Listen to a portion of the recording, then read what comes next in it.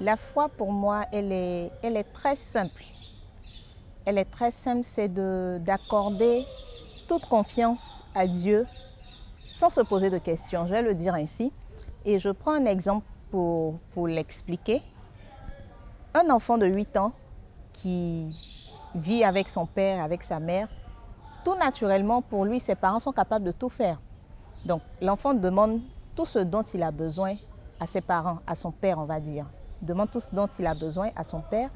Et quand l'enfant a une carie dentaire et qu'il demande du chocolat à son père, il refusera bien évidemment parce que ce n'est pas avantageux pour lui.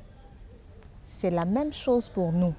Nous avons cette relation. Pour moi, la foi ou la prière, c'est le dialogue, c'est la relation qui nous lie à Dieu. Et quand nous demandons à Dieu, nous espérons, nous voulons qu'il réponde favorablement. Il peut ne pas le faire parce qu'il sait ce qui est bon pour nous.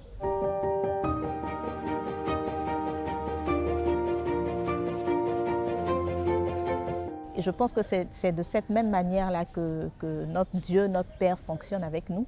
Quand nous lui adressons des demandes et qu'il ne répond pas automatiquement, qu'il répond un peu plus tard ou qu'il ne répond pas du tout, c'est que ce n'est pas notre avantage. Et moi, c'est tout simplement comme ça que je comprends la chose. Quand je demande et qu'il me l'accorde, c'est que c'est bon pour moi. Quand il ne me l'accorde pas, c'est que voilà. Avoir le Christ avec soi, d'abord, c'est ne pas avoir peur. Ne pas avoir peur parce que en parcourant la vie publique, comme le Père a dit, la vie publique du Christ, nous voyons qu'il était tout le temps en... Il y avait des prises de bec avec les docteurs de la loi, les pharisiens et tout ça, parce qu'il venait déconstruire. Il venait déconstruire pas ce qui était bon, pas ce qui était normal, mais justement ce qui était de trop pour ma part. Aujourd'hui, dans l'Évangile, par exemple, il était à la synagogue quand il a demandé à un infirme de la main, je pense qu'il a guéri l'infirme, et on lui a dit que c'était le sabbat et que ce n'était pas possible, il ne fallait pas le faire et tout. Mais il a demandé, en quoi il y a du mal à faire du bien le jour du sabbat? Donc, tout ce qui était vraiment écrit, tout ce qui était consigné, le Christ est venu pour déconstruire. Et je pense que pour ressembler au Christ, il ne faut pas avoir peur de déconstruire, il ne faut pas avoir peur d'être dans la justice, d'être dans le droit. Si on pense qu'on fait du bien, tant qu'on pense qu'on fait du bien, qu'on est sûr qu'on fait vraiment du bien, et par amour, il ne faut pas hésiter. Pour moi, c'est cela, ressembler au Christ. C'est ainsi que je vis ma foi au Christ. Donc, je peux être dans une assemblée où 50 personnes estiment qu'il faut aller à droite et moi, je suis convaincue qu'en allant à gauche, je fais du bien, j'irai à gauche. Donc, il ne faut pas suivre la masse parce qu'il faut la suivre. Et on l'a vu avec le Christ, il était controversé. Il était généralement controversé par les docteurs de la loi, par les pharisiens.